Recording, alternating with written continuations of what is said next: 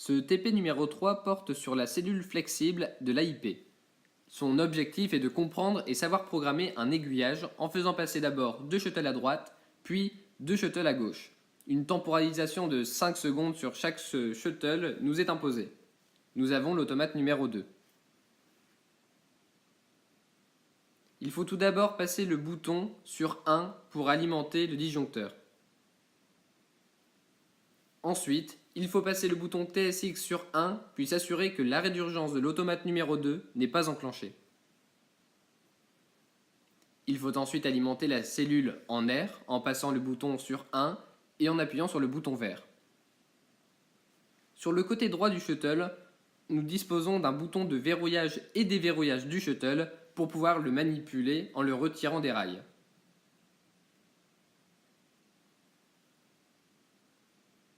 Maintenant, sur le côté gauche du shuttle, nous voyons un bouton qui sert, lui, à connecter le shuttle et déconnecter le shuttle avec la cellule flexible.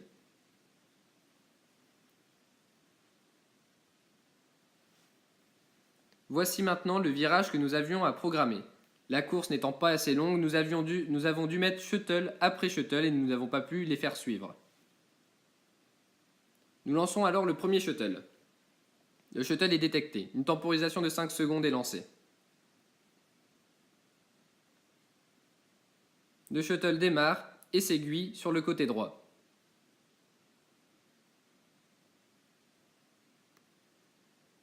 Le deuxième shuttle est lancé.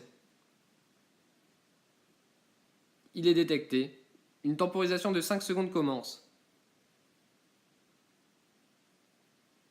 Le deuxième shuttle part lui aussi du côté droit.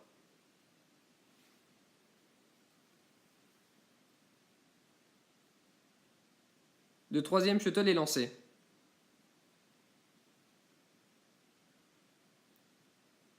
Pour partir à gauche, l'aiguillage doit tourner.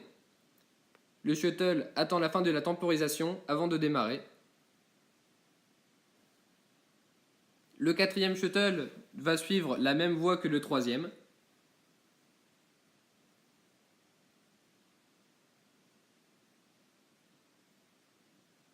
Le shuttle est détecté. La temporisation de 5 secondes commence.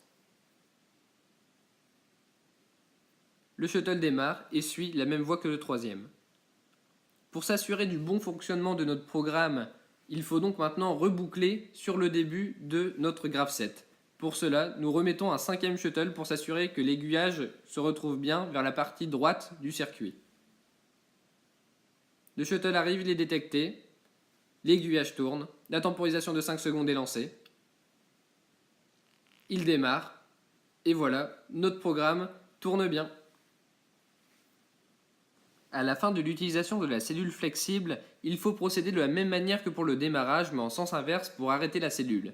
Il faut s'assurer de bien avoir activé l'arrêt d'urgence avant de partir.